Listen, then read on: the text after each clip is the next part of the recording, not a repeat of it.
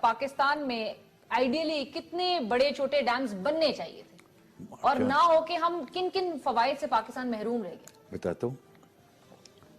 آپ کو پتا ہے چین نے کتنے بنائے؟ نہیں ہوگا نا. بتاتا ہوں. پچھلے 50 سال میں پچھلے 50 سال میں جہاں پر پاکستان نے صرف وہ ڈیم بنائے جو کہ باہر لوگوں کی وجہ سے بنے, ورلڈ بینک کی وجہ سے بنے. 2 منگلا اور تربیلا, 1 ورسک جو کنیڈین نے بنایا تھا پاکستان کے لیے.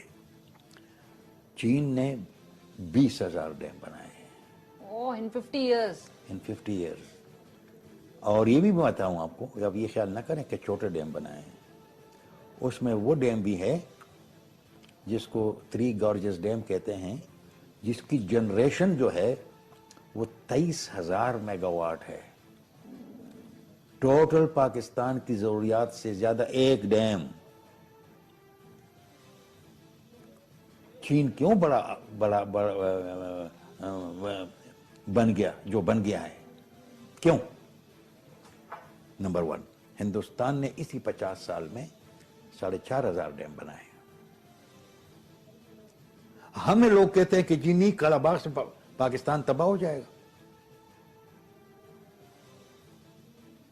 یہ مجھے بتا دیں کہ یہ پاکستان سے اگر ایک سے پاکستان کو نقصان پہنچنے کا خدشہ ہے تو 22,000 سے تو بہت ہی خطرہ ہوگا. نہ وہ تو ختم ہونا چاہیے تھا. ایبسولوٹلی. ہاں, وہ تو ختم ہونا چاہیے تھا. 4,500 سے تو ہندوستان ختم ہونا چاہیے تھا. نہیں, لیکن یہ ان کو وہ یہ بات سنتے ہیں, ہمارے رولرز یہی بات سنتے ہیں کہ جی وہ نہیں مان رہے. بھئی تم حکومت کس لیے ہو؟ تم نے حکومت یہ اس کے لیے کرنی ہے کہ تم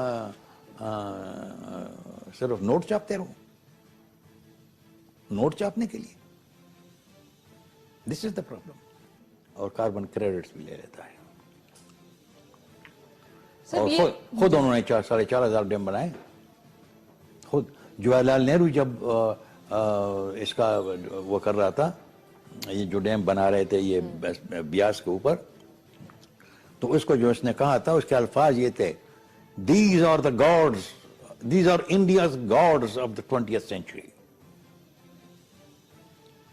ایک طرف وہ ہو, دوسری طرف وہ ہو کہ نہیں بڑے ڈیم ہمیں نہیں چاہیے, تو کیا کریں گے آپ؟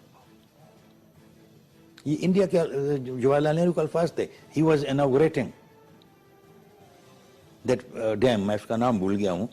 وہ inaugurating that dam and he said these are India's gods of the 20th century. اور آپ یہ کہتے ہیں.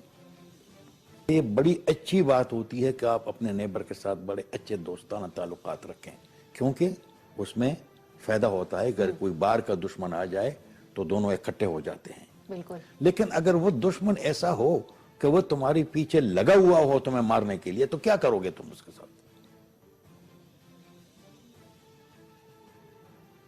یہ کوئی پوچھے مجھ سے, میں پوچھتا ہوں کہ جواہر لال نہرو کو جو پہلے خط مجیب الرحمان نے لکھا تھا پاکستان کے سیسیشن کے لیے, وہ 1960 میں لکھا تھا اس نے.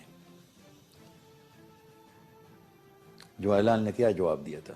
یہ نہیں دیا تھا کہ نہیں یہ تو ہم نے پارٹیشن پلان سائن کیا ہے, پاکستان کے ساتھ ایگری کیا ہے, سب کچھ. نہیں, آج کل کے حالات میں انٹرنیشنل کمیونٹی اس قسم کے بات کو پسند نہیں کرے گی. اس کے لیے کام کرنا پڑے گا. بالکل. یہ تھے اس کے الفاظ. اب ایسے لوگ تمہارے, جب مودی جا کر بنگال میں, بنگلہ دیش میں جا کر کھڑے ہو کر بڑے فخر سے کہتا ہے کہ میں جب اس کی وہ ہو رہی تھی, آزادی کی جنگ تھی, تو میں آ کر یہاں پر لڑا تھا اور ہماری فوج لڑی تھی. اب ایسے لوگوں کے ساتھ اگر وہ تمہارے نیبرز ہوں تو آپ کیا کریں گے؟ آپ کہیں گے آؤ مجھے مارو, مجھے ختم کرو. I don't want this to happen, but what is the option? By experience, سب سے زیادہ جو خطرناک چیز انسان کو ہوتی ہے کہ حقائق کو آپ بالکل خیال ہی نہ رکھیں. امپارٹنٹ بات تو یہ تھی کہ آپ جو کچھ بھی فیصلہ کریں وہ حقائق کے اوپر بیس ہونا چاہیے نا.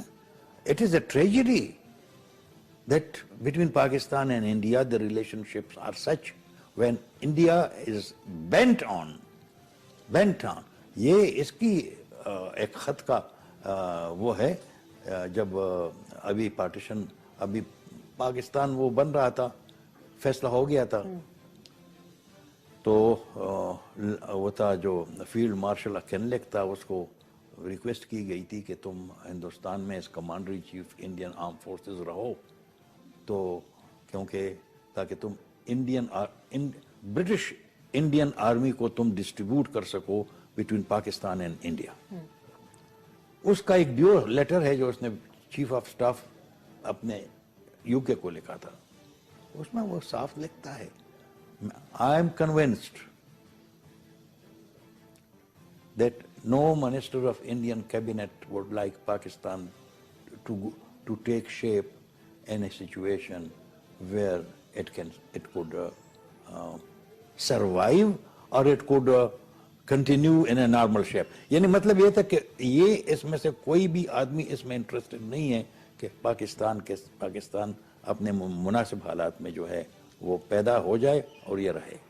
یہ تو ان کا بگننگ سے ان کی اسٹریٹجی اور پھر سر آگے بھی اسی طرح سے نظر آ رہا ہے. بٹ سر یہ جو بجلی خریدنے کی جو باتیں کی جا رہی ہیں اور جتنے ایک جو سٹینڈرڈ ریٹ جو نارمل ریٹ ہوتا ہے دنیا بھر کے ممالک میں چاہوں گی آپ اپنے ناظرین کو وہ بھی بتائیں کہ کتنے ریٹ پہ دوسرے ممالک کے بھائی ہم جانتے ہیں کہ انڈیا بھی سیل کرتا ہے نیپال کو خریدتا ہے بھوٹان سے تو وہ کتنے ریٹ پہ دوسرے ممالک کر رہے ہیں اور آپ کتنے پہ معاہدہ کر رہے ہیں؟ دیکھیں دیوی میں چونکہ غلط بات کبھی کرتا نہیں ہوں اس کا مجھے حقائق کا علم نہیں ہے تو حقائق کا علم نہ ہو تو مجھے کچھ کہنا نہیں چاہیے. میں تو اپنے متعلق مجھے معلوم ہے کہ پاکستان کے جو انرجی میکس ہے نا وہ ہے ہائیڈل اور ہائیڈل ہے ₹1.5 پر وہ سسٹم کو بجلی دیتا ہے.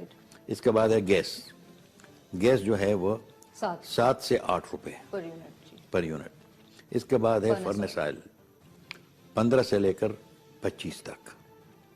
اس کے بعد پھر ڈیزل کا بھی آتا ہے وہ کوئی 25 کے قریب وہ آتا ہے. ٹھیک ہے. اور سرپرائزنگلی یہ جو وہ کہتے ہیں کہ ونڈ انرجی اور دوسری اس کا جو ہے جو لوگ کہتے ہیں کم ہونے چاہیے وہ 20-21 کے قریب ہے. ₹1.5 کا ایکول کسی دنیا میں ہے نہیں. مجھے یاد ہے انرجی کی سیکرٹری جب پاکستان آئی تھی میں چیئرمین تھا اور مجھے ملنے کے لیے یہ وقت تھا وہ بھی وقت تھا اور وہ میں خیال میں 20 پیسے تھی بھائی جو بھی تھا میں نے اس کو سینٹ میں کنورٹ کیا اور اس کو بتا دیا تو وہ ماننے کو تیار نہیں تھی. اس کا خیال تھا کہ میں سمجھا نہیں ہوں اس کی کوشچن کا. تو اس نے کہا نہیں بس میں سے chairman what I want to know is actually how much it costs you and what is your cost of generation of this electricity. ماوتے میں madam secretary it is what I have told you. Is it so cheap? Yes, it's so cheap. اسی کی وجہ سے دنیا کے لوگ جو تھے پتہ نہیں وابڈا ہاؤس میں as a young officer sitting with اور کولیگس کبھی نہ کبھی انسان کو وہ مہینے میں ایک دفعہ گپ شپ لگانے کے لیے اپنے دوستوں کو ذرا بلا لیتے ہیں وہ فائلز مائلز ایک طرف رکھ کر آپ گپ بھی لگاتے ہیں. تو جب جاتے بیٹھتے تھے پتہ نہیں ہم کہتے ہیں پاکستان میں بجلی اتنی کم قیمت میں بک رہی ہے اور اتنی کم قیمت ہے اس کی کہ دنیا کے لوگ مینوفیکچرنگ اپنے ملکوں میں نہیں کریں گے وہ یہاں آ کر مینوفیکچرنگ کریں گے را میٹیریل یہاں لائیں گے مینوفیکچرنگ کر کے یہاں سے پروسیس گڈز باہر بھیجیں گے. This is exactly what we used to say in those days. اس حال سے مجھے یہ سوال میں پوچھتا رہتا ہوں اپنے حکمرانوں سے مجھے یہ بتاؤ کہ وہ پاکستان جو کہ لوگ دنیا کے لوگ کہتے تھے یہ ایمرجنگ ایشین ٹائیگر ہے وہ ایشین ماؤس کیوں بن گئے؟ ایمرجنگ ایشین ٹائیگر جو دنیا اس کو دیکھتی تھی، جس طرح سے پرسیو کرتی تھی، وہ ایک ایمرجنگ ماؤس کیوں بن گیا. لیکن سر یہ نون لیگ ابھی بھی اس چیز کو ایکسیپٹ کرنے کے لیے بالکل راضی نہیں ہوگی، کیونکہ they have very ambitious plans, اور 2018 تک وہ بڑے کچھ دعوے کر چکے ہیں. دنیا بھر کی ہمیں اگزامپل کوٹ کی شمس الملک صاحب نے بھی، اور جہاں جہاں ڈیمز بنائے گئے، چین نے پچھلے 50 سالوں میں شمس الملک صاحب نے کہا کہ 20,000 ڈیمز بنا دیے، اور پاکستان میں یہی ایک مسئلہ ہر حکومتوں کو پڑ جاتا ہے کہ کالا باغ ڈیم بنا دیا تو بہت ہی کچھ مسائل ہو جائیں گے، ایون دو کہ پاکستان اس سے کتنے فوائد سے محروم ہے اس کے نہ بننے سے. اس حوالے سے ہم بات کرتے ہیں بریک کے بعد ڈسکشن کو آگے بڑھاتے ہوئے. شمس الملک صاحب، لائن لاسز سر، یہ جو مہنگی بجلی عوام خریدنے پر مجبور ہیں، جو پر یونٹ جو عوام چارجز بیئر کر رہے ہیں سر، اس میں لائن لاسز کا کتنا بڑا کردار ہے؟ میں آپ کو عرض کرتا ہوں، میں ایک بات کہا کرتا تھا جب میں چیئرمین تھا وابڈا کا، میں یہ کہا کرتا تھا کہ جتنی بجلی مہنگی ہوگی اتنی اس کی چوری زیادہ ہوگی. بس یہ ایک اصول تھا. اس زمانے میں بڑی کم تھی لاسز، بڑی. اچھا تو آپ کے ٹائم پہ کتنی تھی؟ نہیں، مجھے یہ تو نہیں ہے، لیکن یہ ایسی پرابلم نہیں تھی کہ ہم نے اس کے لیے کوئی خاص انتظام کرنا پڑتا تھا. اب تو it is become a major problem. ٹھیک ہے. اچھا، اور وہ کیوں؟ کہ وہ بجلی بڑی ارزان تھی. اچھا، دوسری بات، بہت باتیں ہیں کالا باغ ڈیم کی، صرف یہ بات نہیں ہے. مثلا جو 2010 کا سیلاب آیا، اس سے پہلے جو سیلاب آتے تھے، مثلا سب سے بڑا سیلاب جو آیا تھا وہ تاریخ میں وہ 29 اگست 1929 کا جو تھا، اور اس کو سیلاب کو ہم کہتے تھے کہ یہ 1 in 200 years کا سیلاب ہے، 200 سال میں ایک دفعہ آتا ہے. لیکن جو جولائی 2010 میں سیلاب آیا، that was a flood of 1 in 10,000 years. 1 in 10,000 years. میں تو اس کو سیلاب نہیں کہتا، میں تو اس کو نواس فلڈ کہتا ہوں، کہ حضرت نوح علیہ السلام کا فلڈ. یہ وہ سیلاب تھا. کل پرسوں اگر 20,000 سال کا وہ آ جائے پھر کیا کریں گے؟ اچھا، اگر کالا باغ و باشا ہوتا، کیونکہ وابڈا کا جو پروگرام تھا وہ یہی تھا، صرف ہم کالا باغ تو نہیں بنانا چاہتے، ہم کالا باغ، اس کے بعد پھر باشا، اس کے بعد پھر داسو، اس کے بعد پھر پتن، اس کے بعد پھر بونجی، اس کے بعد کوڑی، اس کے بعد یہ سب کچھ ہم بنانا چاہتے تھے. اگر یہ ہوتے تو یہ جو سیلاب تھا 2010 کا، یہ ایسا لگتا جیسے یہ عام سیلاب ہے، کیونکہ جو نوشہرہ کو بچایا ہے اس نے 2010 کی سیلاب میں، اور سکر براج کو بجایا ہے.